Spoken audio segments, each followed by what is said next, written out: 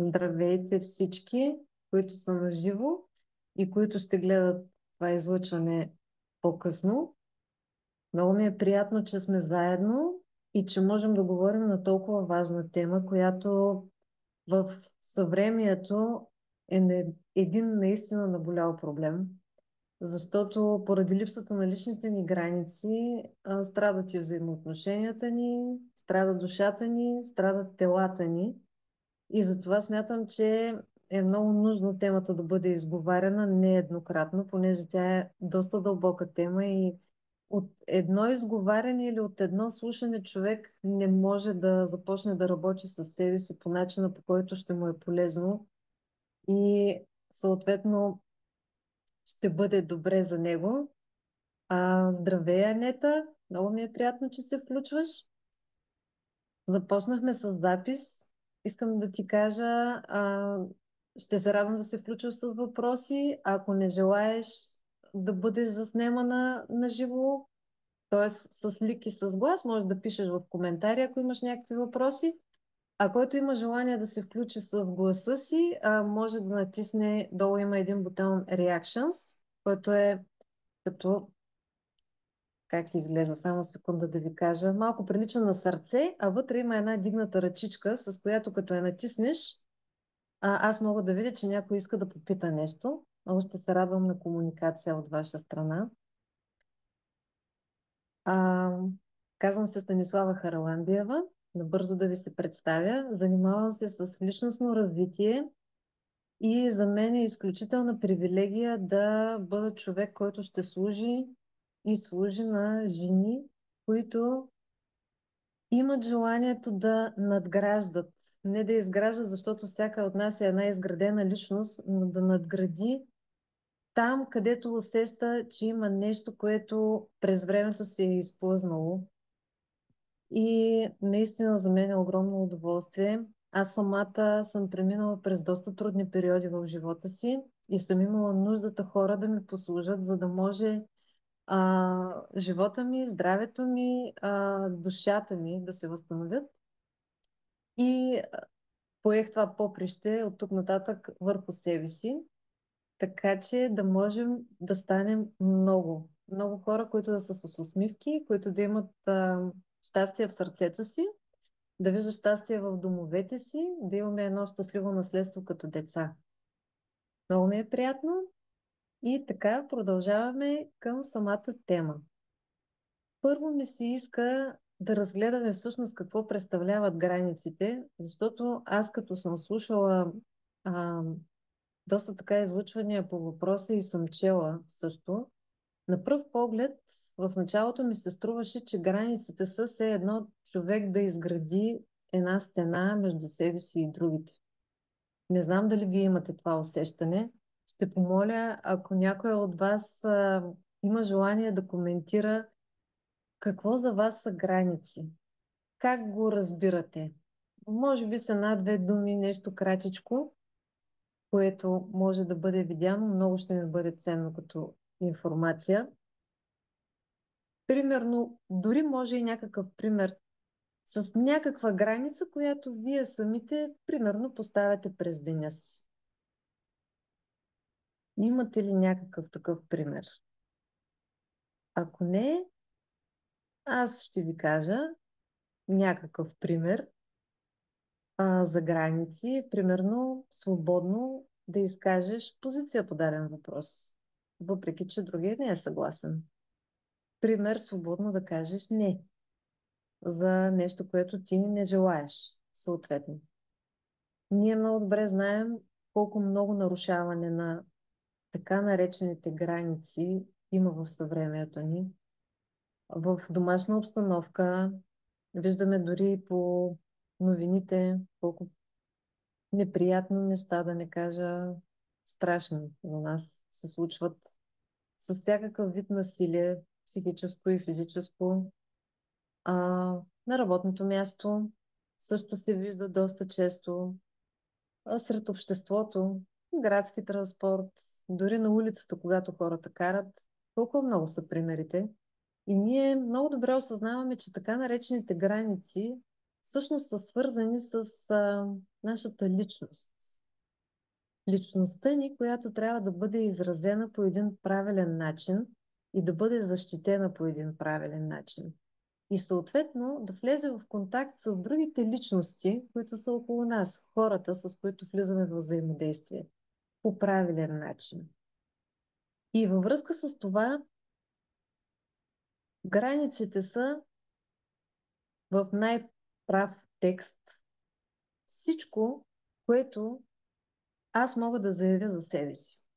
Коя съм аз, от какво имам нужда, как искам хората да ме познават, какво искам да знаят за мен и какво не искам да знаят, какво искам да правят и какво не искам да правят. Тоест, ако ние не познаваме добре себе си, не сме седнали да си изясним наистина кои сме ние, много трудно ще можем да заявим така наречените граници пред околните. Какво не са границите? Много често чувам, особено през последната година, че границите са проява на егоизъм. Много хора го казват, защото го казват през тяхната призма, която е призмата на вина и на болка. И това не е така. Границите в никакъв случай не са егоизъм, защото ако са егоизъм, то означава, че е егоизъм да сме живи на тази земя. Всеки един е роден от Господ на тази земя, за да бъде личността, за която е създаден да бъде. И в никакъв случай, когато се роди бебе, никой не смята, че е егоистично то да дойде на тази земя. Обаче, когато дойде момента, в който една личност иска да изяви себе си, иска да заяви себе си, много хора могат да решат, че това всъщност е много егоистично. И ако тази личност, ако този човек държи в сърцето си срам, страх и вина, той наистина може да повярва, че да заяви себе си е супер егоистично. Така че това е, може би, най-големият мит, който се шири сред социални среди и който си е една социална манипулация в крайна сметка, защото той работи през призмата на вината, която сама по себе си е най-голямата социална манипулация. Друг мит е, че границите ще ни наранят. Как могат да ни наранят нашите граници според нашия ум и според умовете на хората? Ами като, например, заявявайки това, което искаме, ние посрещнем едно неприятно отношение от страна на отсрещния човек.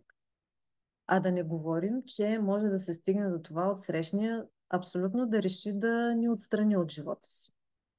И всъщност това кара хората да се притесняват, че слагайки граници, тези граници ще ги наранят. Но това всъщност не е вярно. Защото няма как ти да бъдеш наранен, заявявайки личността си.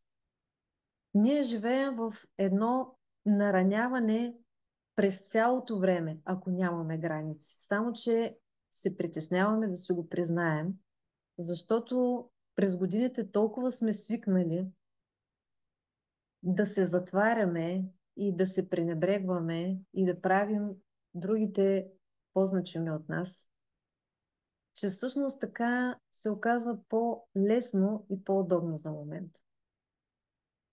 Имаме ръчичка. Да, Ами, искам да попитам, ако така мога да се изразя.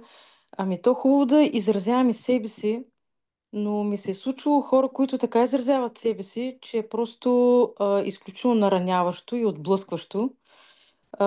И повече предпочитам да не изразявам по такъв начин себе си и да бъда а, то не е по-прикрита, но реално погледнато да не си това, което си, за да не мога, защото не искам да приличам на такива хора. В такъв случай как да процитирам? Хем да изявявам и себе си, хем буквално да не бъде толкова крайно. Някой път наистина има крайности, буквално в просташка сфера влизаме. А, не да. знам дали станах ясна, но Абсолютно ясно да, става. Много ти повече благодаря. нараняващо и отблъскващо. Как да бъде по правилния начин, за да може хем да изразим себе си, да бъдем себе си, но да не отблъскваме хората от нас. Да. А, и до там щяхме да стигнем, обаче ще благодаря за въпроса и ще отговоря в момента. Може би, може би по-нататък ще ги задаваме накрая въпросите. Нека да ги минем всички неща, защото мисля да ви отговоря до края в някакъв минимален вариант, разбира се, защото наистина темата е много сериозна и голяма, но в някакъв минимален вариант ще отговоря. Сега ще ти отговоря на тебе, защото е много важен този въпрос, но така или иначе ще бъде засегната темата нататък. Когато ние поставяме граници, а, има вариант да ги поставим по два начина. Правилен и неправилен. Това, което ние сме виждали, това, което ти обясни, ние просто сме виждали поставяне на граници от болка. Болката е нашето его, нашите его-програми, които са всъщност нашите защитни функции. И когато ние сме в тези защитни функции, а, няма как да поставим граници по един адекватен начин, така че целта на границите да бъде оправдан. Защото всъщност целта на изграждането на граници не е ние да построим една бетонна или туклена или будлива стена, както искате го наречете. Целта е ние, като една самостоятелна личност, функционираща в любов към себе си, да функционираме в любов и към другите. Но ако ние оставим тези други да ни нараняват непрекъснато, няма как да функционираме в любов към тях и няма как да приемаме любовта им към себе си.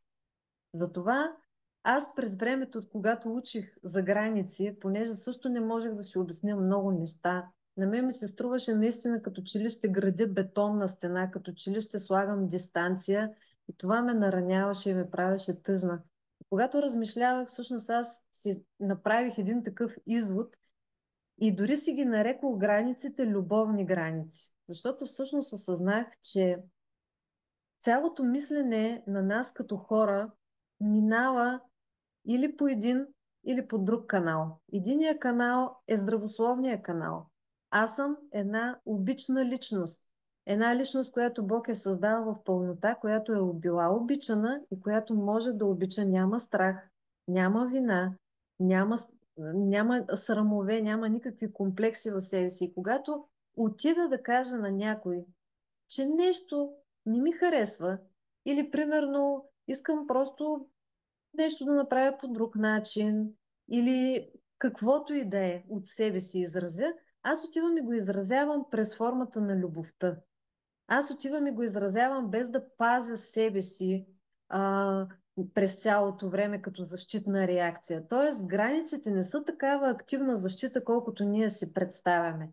Тя е защита, но е превентивна защита, а ние ги ползваме като защита след нараняването. И тогава тези граници стават отмъстителни.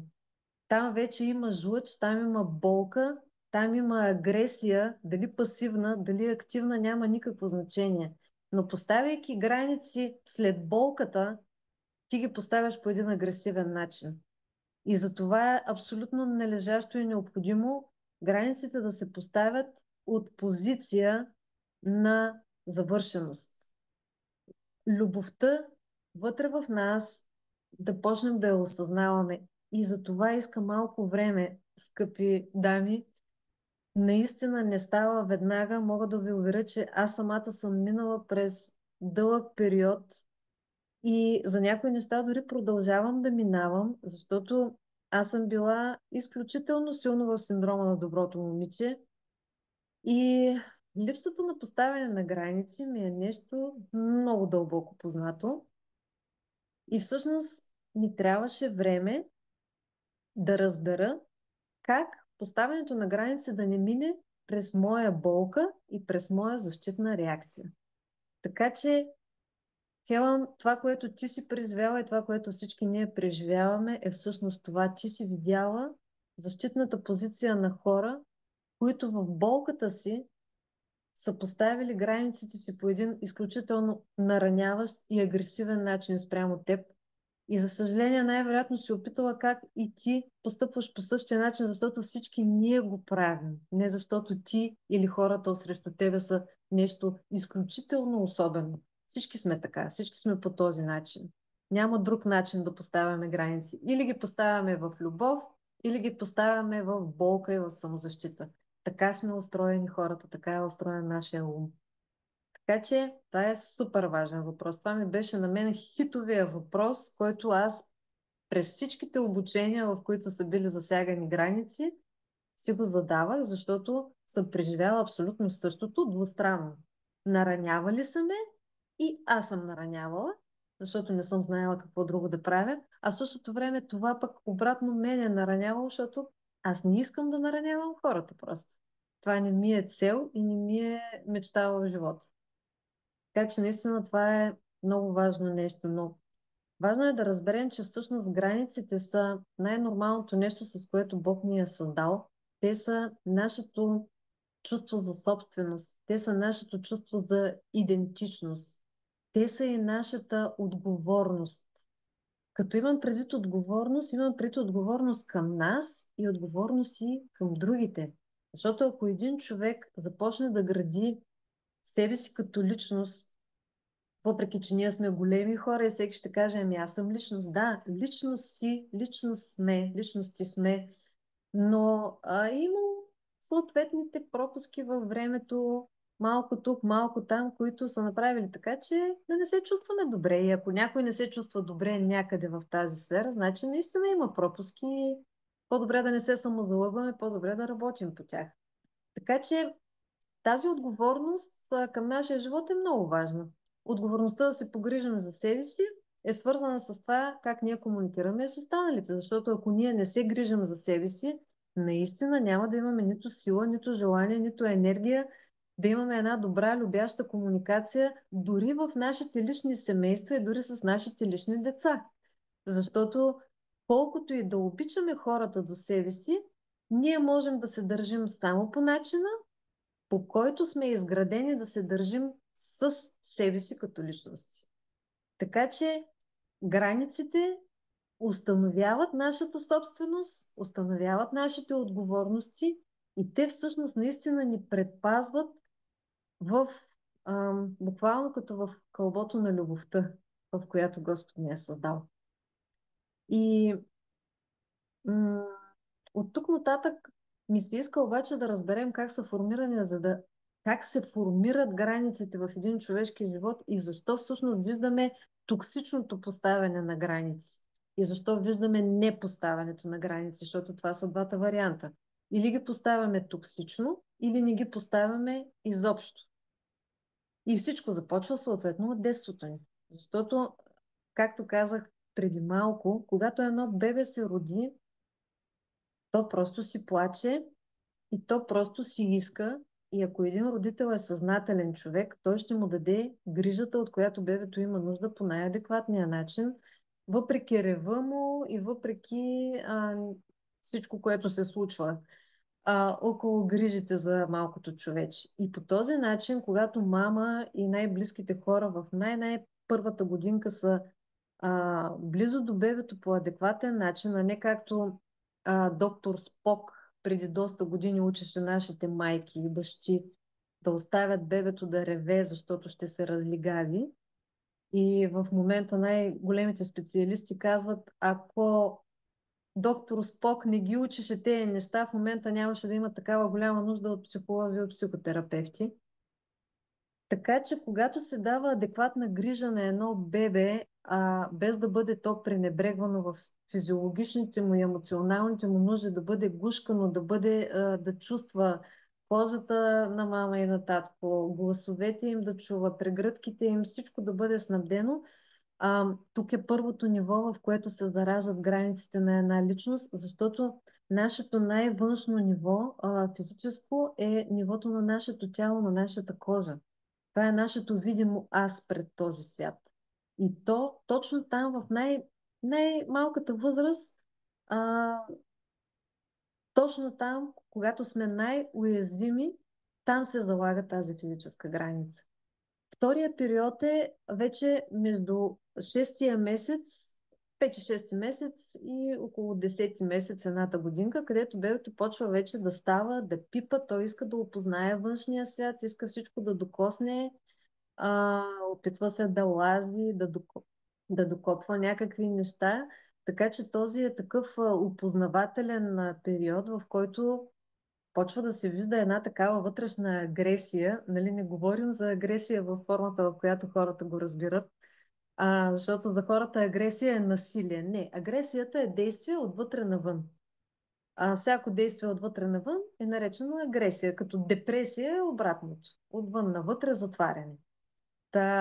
Всяка инициация на един човек, включително раждането, е вид агресия. И когато бебето започне да инициира, да опознава този свят, а, то има така нареченото агресивно поведение, в което родителя съответно трябва да започне адекватно да поставя граници, но по един правилен начин, така че то да може да опознае света.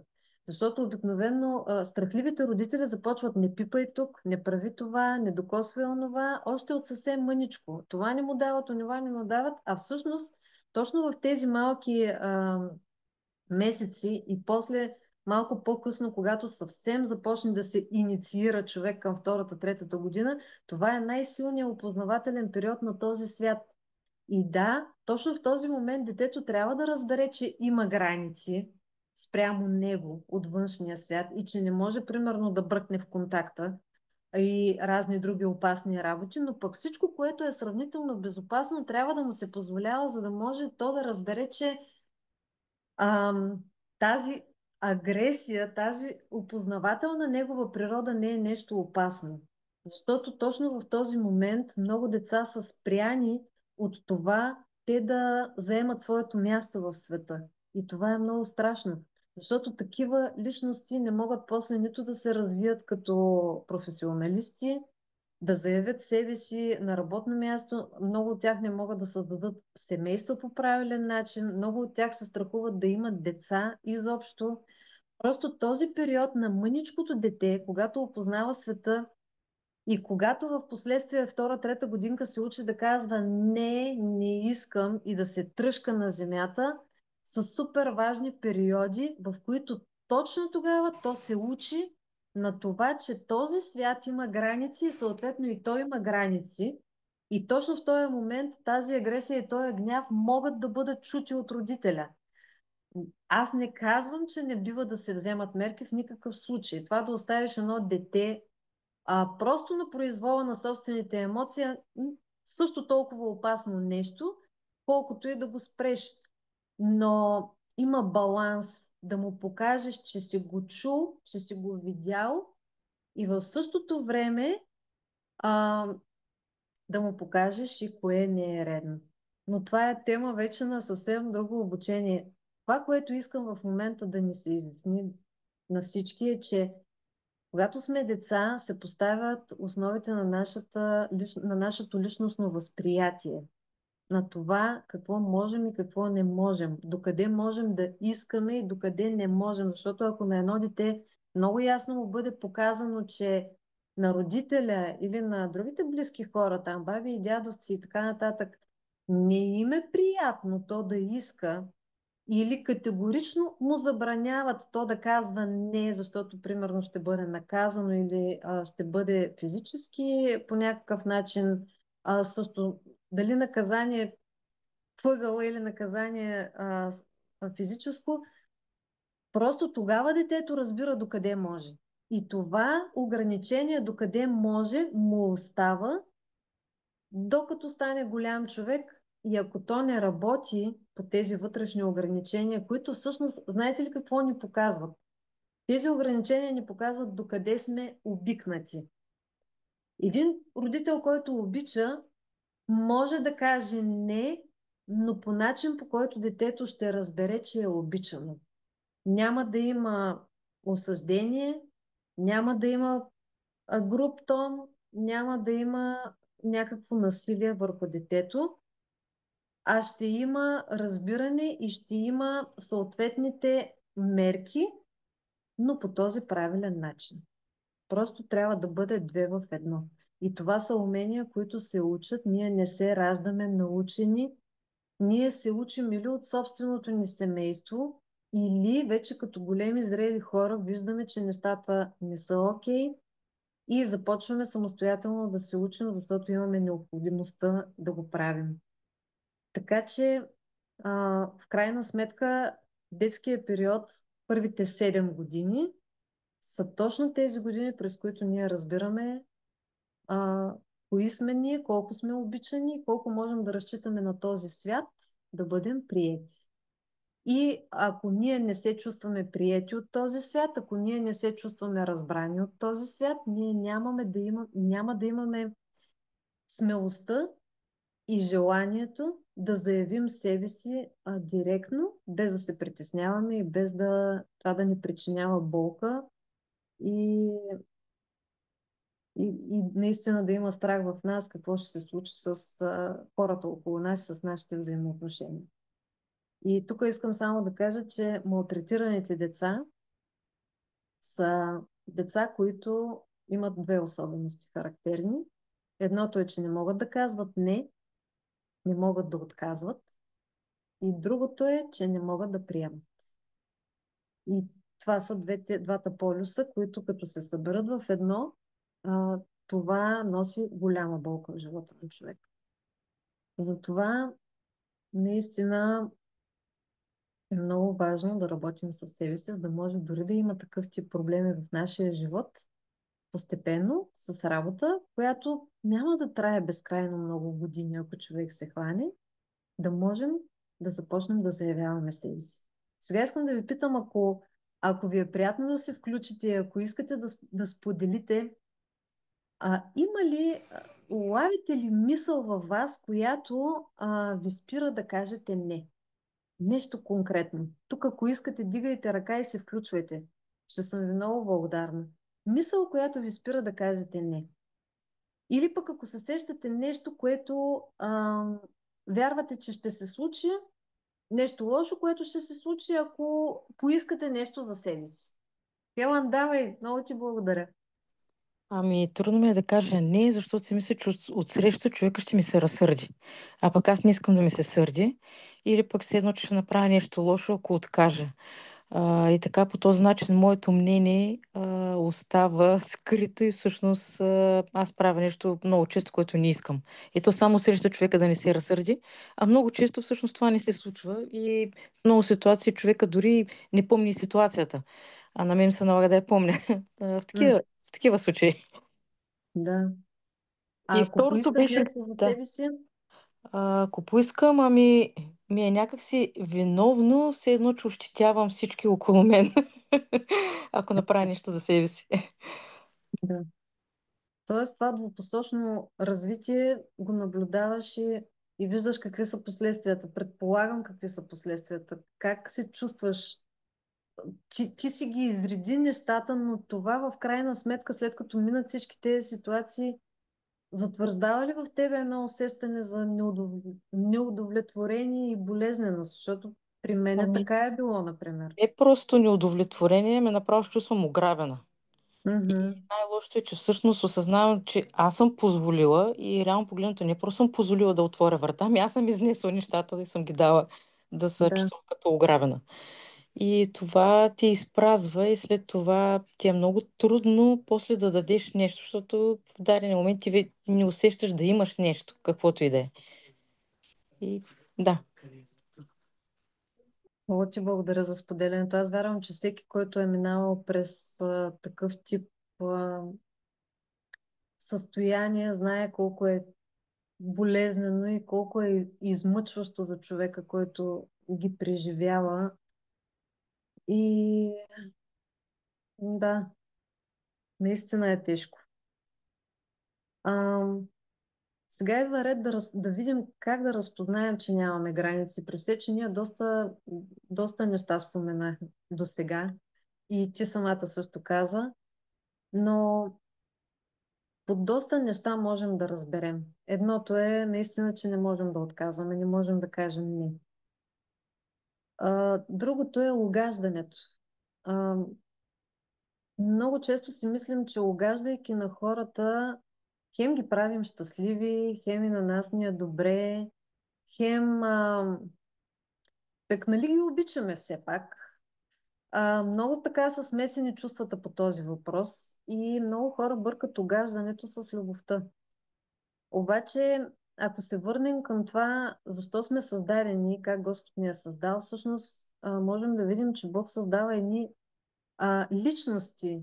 То се ражда бебе, но всички знаем, че това бебе един ден ще стане на 20 години и ще трябва да поеме пътя си само. И идеята на родителството е такава. Едно малко човече да познае себе си, кое е то в този свят и как да комуникира със света около себе си, така че като стане на те 18, 20, 21, 2 години, така да заживее само живота си, без да зависи от мама и от татко като помощници близо до него и без да се притеснява, че другите хора са някакви насилници, така че да може да има един щастлив и пълноценен живот и да има съответно изградено щастливо и пълноценно семейство. Така че се оказва, че угодничеството, дори когато се касае за нашите деца, защото ние много обичаме да угаждаме на децата си и да правим нещата вместо тях, защото много ги обичаме и бъркаме любовта, а, бъркаме истинската любов с тази паразитна любов, която даже може да се доближи до израза, българския израз, който ни е много добре познат, мечешко услуга. Защото едно дете, което е обичано по начин, който е извънредно обгрижващ, то стои в ниво на слабост, което го прави уязвимо за външния свят. И това не е добре за него. Така че, всъщност, тук при угодничеството много държах да го кажа това нещо, защото аз съм виждала и в моето семейство, когато аз съм отнемала възможността на нашите деца а, да се справят с ангажиментите си към настоящия момент. Не говорим за това да се дават някакви свръх тежки отговорности, но нещата, които към настоящо ниво един човек, една личност, едно дете може да прави, е добре да ги прави. А колко повече хората, които са около нас и които изобщо не са ни деца, включително дори съпруга ни, родителите ни, близките ни приятели, не казвам да не помагаме. Няма нищо общо с това. Разбира се, че доброто ни сърце, нашата жажда да бъдем съпричастни на другите, разбира се, че ние имаме нуждата да помогнем, но това е различно. Когато ти даваш на някой нещо, което той не те е помолил да му дадеш и нещо, което всъщност ще го направи по-слаб, ти не му помагаш истински. Ти всъщност му даваш това нещо, което ще го задържи в неговата слаба позиция. А всъщност Бог го е направил силен. Бог го е направил така, че този човек да се справи сам. И вече ако не може да се справи сам и ти поиска, и ти имаш възможност да го направиш за него, няма никакъв проблем. Но това са минималните две условия, с които всеки трябва да се съобрази, за да може нещата да се стичат по правилния начин, в правилния ред, така че нито ти да се изхъбиш, нито човека, на който си дал, да стане слаб, такъв какъвто не е създаден да бъде. И ако ние наистина обичаме хората около себе си, и ако наистина вярваме за това колко ценни Господ ги е създал, е добре да го обмислим това нещо. Да размислим и да се дадем сметка наистина в каква позиция заставаме. Дали това, което правим като добро към отсрещния, било то детето ни, съпруга ни, родителите ни, приятелите ни и други хора около нас, е наистина нещо, което е окей, според тези критерии. А, друго минаване на граници е когато някой се оплаква или когато агресира пасивно. А, знаете ли, най-важното нещо, което е добре да се запомни по отношение на личните граници е, че никой не е длъжен да, да се чувства отговорен за чувствата на другите хора. Да, ние имаме ангажимент да се държим разумно и да не сме агресивни, но в никакъв случай не сме отговорни за това, че някой се бил смутил от това, което сме му казали, че не искаме да бъде направено с нас. и така нататък. Така че чувствата на другите са тяхна отговорност. Абсолютно тяхна отговорност. И това е супер важно правило, което за всички, които са свикнали да угаждат и да се притесняват за ранимостта на другите, е важно да го запомнят, защото ако ние не го запомним, непрекъснато ще се смущаваме от това.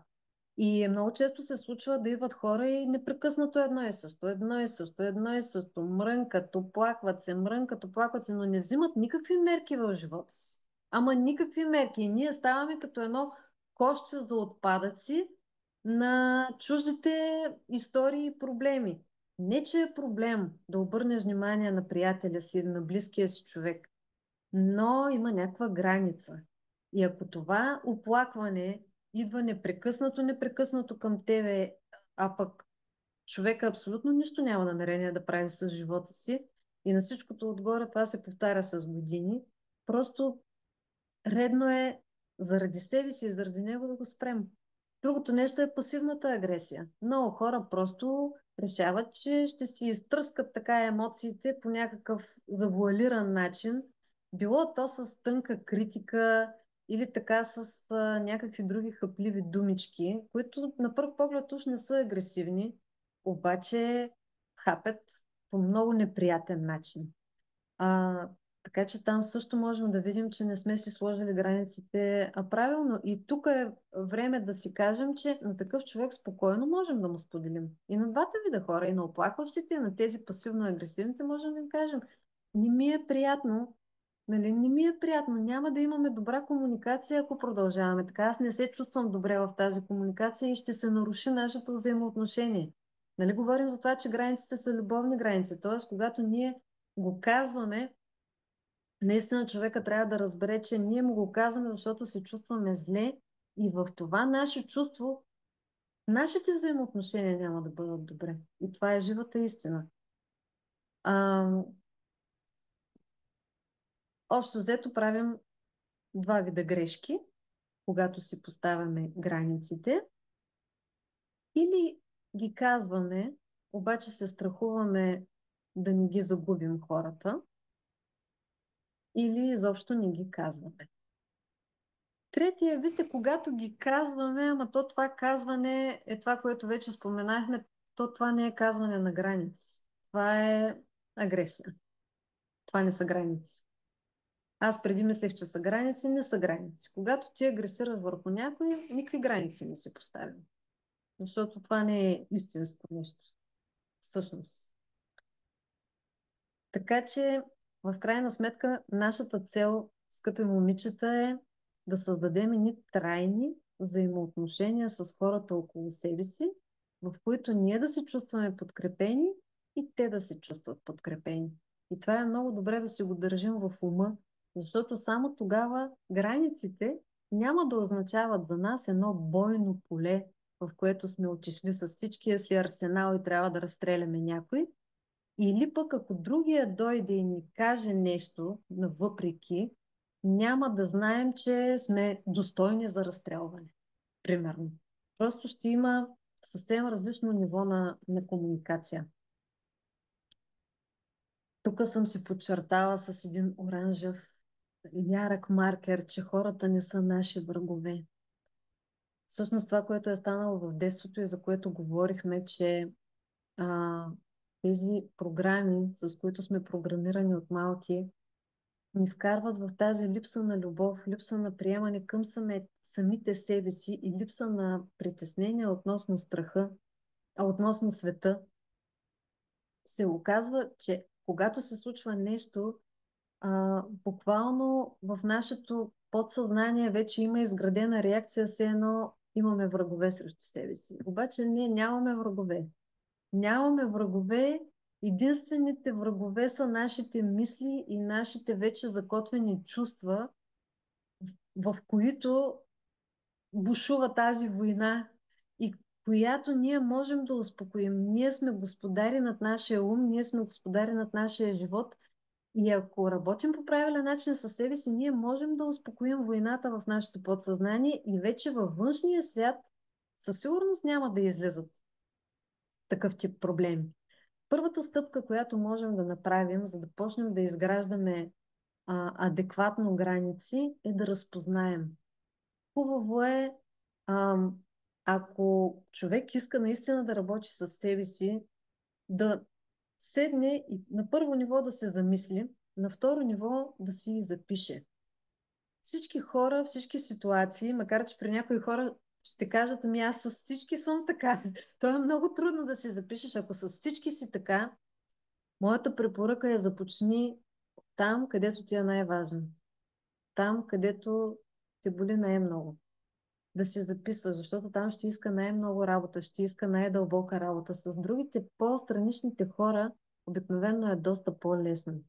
Най-тежко е с близките хора. Затова трябва да има едно разпознаване. Навсякъде, където видиш, че не си успяла да изразиш себе си, просто си го запиши, за да можеш да имаш предвид. И когато вече се научиш да приемаш себе си, да почнеш да ги поставяш тези граници. Наистина с любов по правилния начин. Хубаво е да създадеш този въпрос, който да може да те доведе до правилните разсъждения. Къде в момента в живота си се чувствам изтощена или наранена по някакъв начин? И защо? Какви са думите, какви са събитията, какви са мислите, които ти хрумват в тебе? Всичко това ти показва къде са твоите слаби точки. Когато искаме, втората стъпка е, когато искаме да почнем някой да уважава нашите нужди, да почнем да споделяме. Да споделяме, знам, че е трудно, когато някой не е обичал дълго време себе си и когато е смятал, че другите са по-важни от него. Но това първо, наистина е хубаво да се погрижим за себе си. Да разберем колко сме ценни, колко Господ ценни ни е докарал на тая земя и буквално да почнем да проявяваме приемане към себе си. Ако трябва, буквално сутрин ставайте и благодарете на Господ, че ви е създал на тая земя, защото колкото повече вие го осъзнавате и колкото повече го говорите сами в живота си, толкова повече вие самите ще го повярвате, защото това е живата истина, само че ние не си я вярваме. И следващото ниво вече е да почнем да го заявяваме на този свят. Но как се заявява? Заявява се през аз форма. Аз така се чувствам. На мен не ми е добре по този начин. Аз искам или не искам това. Това с искането също е много сериозен проблем, защото няма как хората срещу нас да знаят какво е в нашата глава и в нашето сърце. Те не са врачки, не са баячки, не хвърлят боб, не гледат на кафе. Аз самата съм имала през целия си живот проблем да заявя какво искам, защото просто така съм възпитана. Предишните години всички ние, които сме горе-долу около 40-50 годишна възраст, знаете, че сме живяли в такива времена, по времето на комунизма сме живяли. Тогава не е било безопасно за хората да изявяват себе си. Не е било безопасно някой да каже какво иска, някой да изяви себе си като личност. Така че, всъщност, нашите родители няма нужда да ги виним за това нещо. Те просто са живяли в такъв строй, в който най-безопасното нещо е ти да си възможно по-обезличен и просто един трудещ се човек, който е в полза на обществото, но него самия почти го няма по някакъв начин. Така че много ми беше трудно да си поискам и не всички са били така, обаче. Примерно, моя съпруг го няма този проблем. Той е научен да си каже какво иска и аз съм се възхищавала винаги на това негово качество, защото било ми е трудно. Аз очаквах някой просто да се сети, че имам нужда от нещо. Обаче в повечето случаи истината е, че когато ти не заявяваш това, от което имаш нужда, много малко хора ще се сетят всъщност. И не е нужно да се сещат. Ти си голям човек и имаш отговорност към своя живот. Хората около тебе нямат отговорност да се сетят за повечето неща. Това, че някой, примерно, може да бъде джентълмен с теб, да ти отвори врата или нещо, това са в реда на общо приетите норми. Но конкретно към твоята личност, никой няма длъжност да знае във всеки един момент на тебе топло ли ти е, студено ли ти е, духа ли ти климатика, имаш ли нужда от вода, или каквото и да е друго нещо, което ти е некомфортно, неприемливо в ситуацията и от което ти имаш нужда. Така че споделяй, направи го през аз. Защото ако примерно ти се нараниш в себе си и си кажеш как може примерно те да не се сещат или защо така прави този човек, тогава ние отиваме към него през болката и когато му кажем, ние му го казваме в ти форма, ти защо така, ти така направи, ти това не се сети, ти това не. И тогава вече ние сме едни агресори. И тогава вече това не са граници, това е жива агресия и това е влизане в така наречения триъгълник на Карпман, за който в момента всички говорят. И това не е принципа на любовта. А нарушавайки принципа на любовта, ние го нарушаваме и за другия, и за себе си, защото ако ние влезем в агресивна форма, това, което ще получим от среща, е агресивна форма. Няма какво да се лъжим. Каквото посеем, това и ще поженем. И някой си казва, добре де, ами след като каквото посеем, това ще поженем, защо тогава аз като съм сял добро, добро, добро към другите, съм жънал лошо отношение? Ами защото си сял непоискано добро и всъщност си сял зло за самата себе. Сяла си зло за самата себе си. Когато ти сееш зло за самата себе си, според принципа и закона за сеенето и жъненето, ти ще пожънеш зло отново към себе си. Когато аз говорих с моя ментор и, и казвам, добре де, аз не съм била агресивен човек, защо съм видяла толкова много агресия в живота си? И тя ми каза така, не си била агресивна ли? Напротив, била си агресивна през целия си живот към себе си. И това беше за мен велико откровение, защото тогава все още изобщо не можех да схвана за какво става въпрос. И жената ме очуди изключително много, но наистина сега разбирам. А няма как да очакваме да посеем агресия дори към самите себе си и да поженем любов. Просто няма как да стане. Това е принцип, който Господ е създал. Така че, момичета, внимавайте какво сеете и към себе си, и към другите. Може да се работи, пак казвам, не е чак толкова дълготраен процеса, колкото на човек му се струва, защото много по-лесно е да поработи човек няколко месеца до година, година и половина със себе си и да ги изгради тези неща веднъж за винаги и после просто да ги поддържа, отколкото да продължим и през остатъка на живота си да бъдем смазани или пък да мачкаме останалите хора съответно.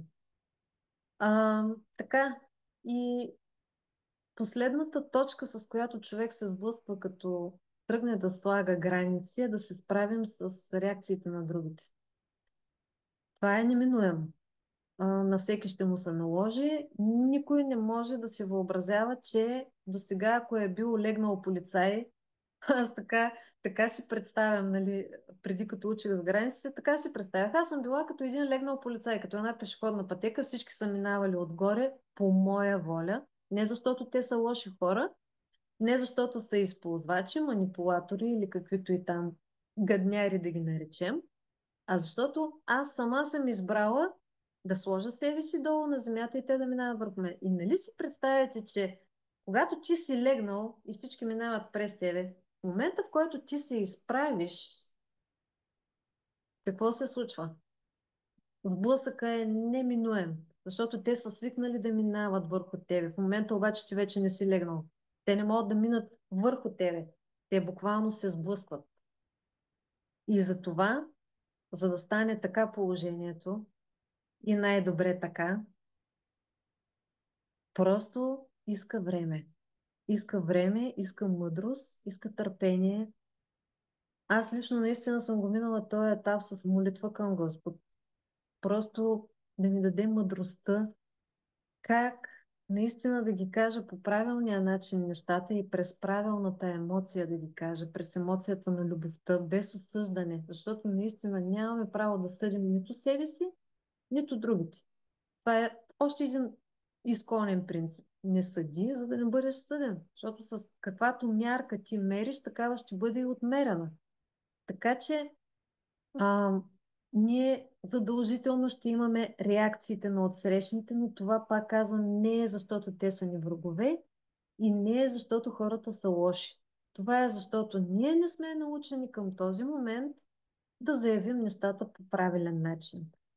Така че най-големите ни бариери в един такъв момент ще бъдат вината, която неминуемо ще се появи, защото хората ще се опитат да ти кажат ти как си позволяваш изобщо да си се изправил в живота си и как изобщо това не е наред. Другото е страха. Страха, че губим почва под краката си, губим подкрепата от хора, които уж са били до нас. Казвам уж, защото ако някой е до нас, докато ние сме в тази угодническа форма, той всъщност не е до нас, той просто ни използва. Така че, ако той не иска да е до нас, след като ние заявим себе си по един любящ начин, значи той не иска да е до нас. Няма какво да се лъжим. Така че вината и страха са нещата, които на първо място изключително много ни блокират. И всички тези убеждения, всички тези други вярвания, какво може да стане, а пък какви ще са последствията, вътрешните ни вярвания и мислите, които минават на конвейер непрекъснато, те са свързани естествено с нашия житейски опит.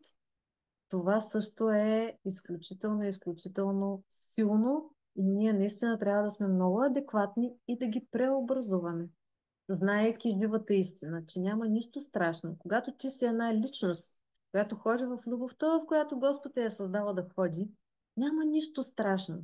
Ти няма да загубиш някой, който трябва да бъде в твоя живот. Ти няма да направиш нищо, с което да навредиш на друг голям човек, защото той е достатъчно голям човек, за да се погрижи за себе си, достатъчно е силен, за да го направи. Така че ние трябва буквално да се сблъскаме с себе си. Буквално все едно да се погледнем в огледалото и да кажем да, това съм аз. Това са мислите, които имам в себе си. Какво мога да направя с тези мисли? Каква е истината в този момент? Отговорна ли съм аз за този конкретен човек? Трябва ли да правя това конкретно нещо? Искам ли го или не го искам? Имам ли ресурс да дам или нямам ресурс да дам? Една равносметка, която да бъде като нашето огледало и, скъпоценни, съветвам ви, напишете го. Може да не стане отведнъж. Аз имам тетрадки изписани с мои си неща. Защо? Защото като почнеш да пишеш, ти почваш на едно ниво на самоосъзнаване. Почвайки да пишеш ситуации, излизат едни неща от тебе. Като продължиш да пишеш през времето, може отново да се върнеш на същата ситуация и ти виждаш, че вече твоето мислене е на друго ниво. Твоите емоции са на друго ниво. Ти постепенно започваш да ги чувстваш и да ги виждаш нещата по друг начин. И когато е написано, ти просто се връщаш и виждаш този преходен период, откъде е минал и колко много си постигнала, и това е изключително ценно. Плюс това, като се пише, не се забравя толкова лесно. Иначе мозъка има тази функция, нещата, които го плашат, да ги отмята назад. И понеже това е едно от най-плашещите неща, ние да загубим почва под краката си с близките си хора, той обикновено го оставя така, хубаво го оставя назад. Не го иска много-много да се занимава с него. Искам да ви задам, тук съм си записала един въпрос, да ви задам много важен. Ако днес ти имаш поне 1% повече любов към себе си, къде ще кажеш не и къде ще кажеш стоп? Ако искате на глас, ако искате на ум, но си го задайте този въпрос. Ако имате поне 1% повече любов към себе си, къде бихте казали не? Къде бихте казали стоп на хора и на ситуации във вашия живот? Това е много важен въпрос, който ще ви помогне да започне разчупването на оковите на вината, на срама и на страха в живота ви, така че тези любовни граници да станат ваше притежание и да започнете едно друго съществуване с хората около вас. И сега искам да направим едно упражнение, което е енергийна практика, с която да научим себе си как да виждаме нашите граници и как да усещаме по един пълноценен начин. И ще ви помоля просто да се затворите очите. Това ще ви е изключително, изключително полезно, за да може вашето подсъзнание, понеже подсъзнанието е като детенце. То не разбира от нашите научни твърдения и умозаключения. То разбира от картини, разбира от игри.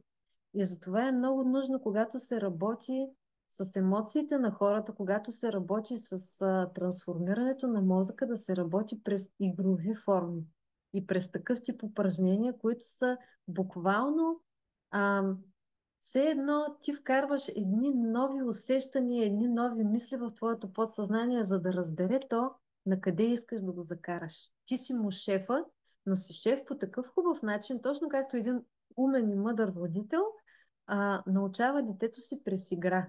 Децата най-лесно така се научават. Така че ще ви помоля, просто затворете си очите и понеже нашето тяло е нашата наистина най-видима граница, усетете тялото си.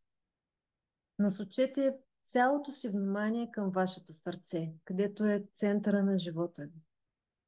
Усетете колко е спокойно и приятно там. Усетете го като едно бащино огнище, като един огън на топлина и на живот и на любов, който Бог ви е дал да изпълни цялото ви същество, за да може наистина да живеете един пълноценен и скъпоценен живот. Вижте го просто как ви захранва отвътре. Там е вашия дом. Там живее вашата истина. Истината на всяка една от вас такава, каквато си. Защото всяка една от вас знае каква е. Там вътре в сърцето си. Твоята истина е твоя. Не прилича на ничия друга. Само твоя. Твоите чувства. Твоите вътрешни копнежи. Твоите мечти. Всичко е вътре там. И си представи си как от този огън, от тази топлина, от тази светлина, много бавно, много постепенно започва да излиза сияние. Сияние, което започва да излиза от тебе.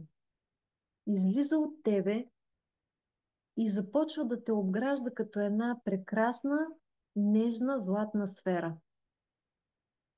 Това сияние е от твоето сърце. Това сияние си ти самата. То се разширява около теб и очертава твоето лично пространство.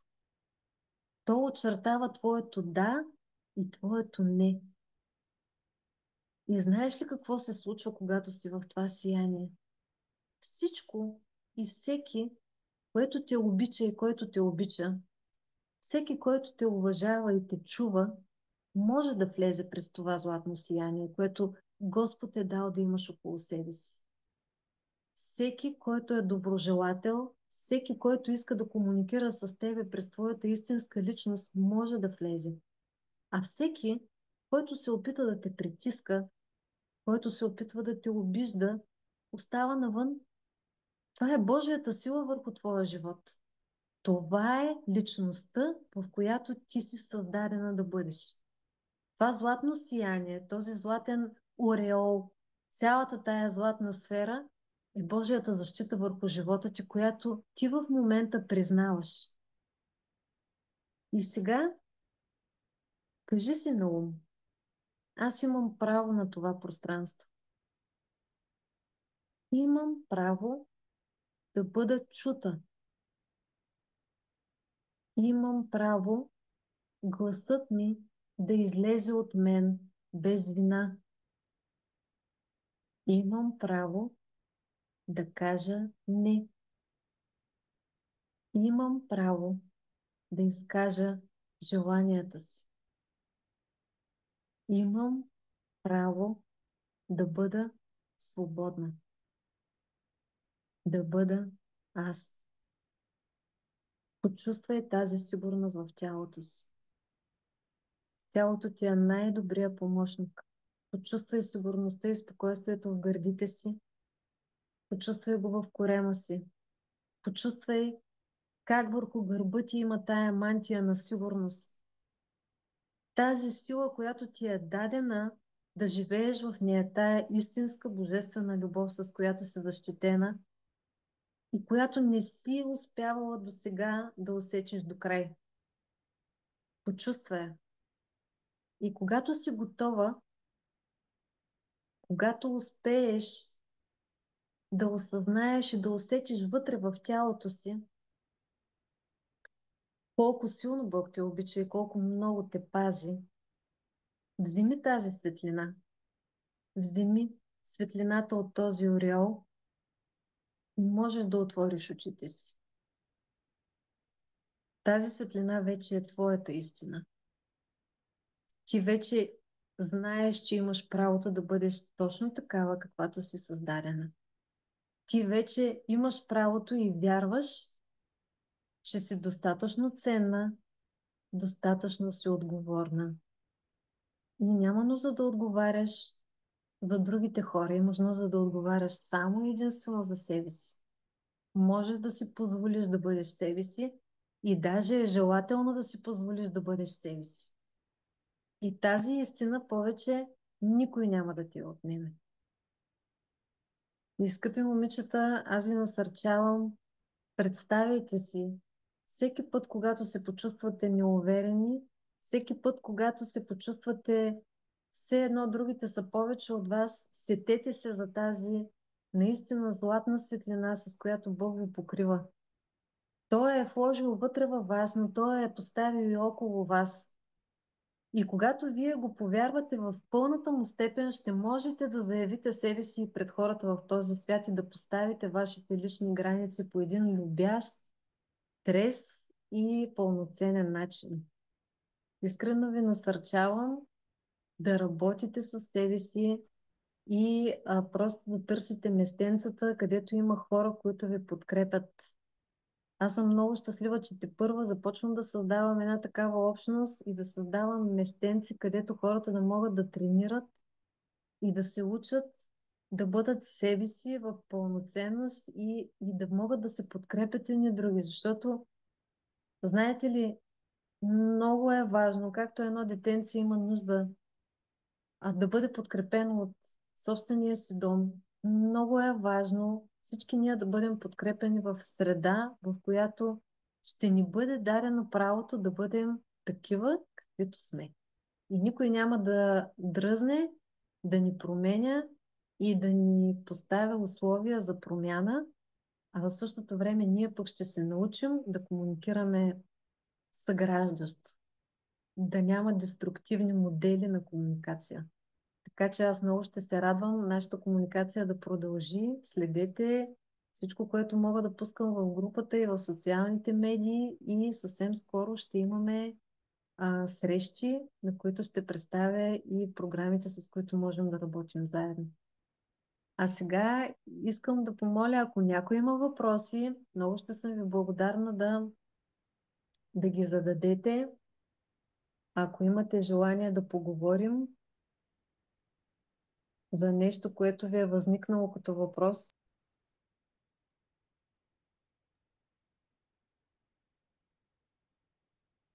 Има ли някой желаещ? Ами аз, ама не знам дали ме чувате. Включвай се, чуваме те идеална си. Щото ръчичката, не знам, виждали са. Да, току-що я Да, видях. вижда се, те чуваме. О, аз този път няма да съм с въпросите, а с хвалбите.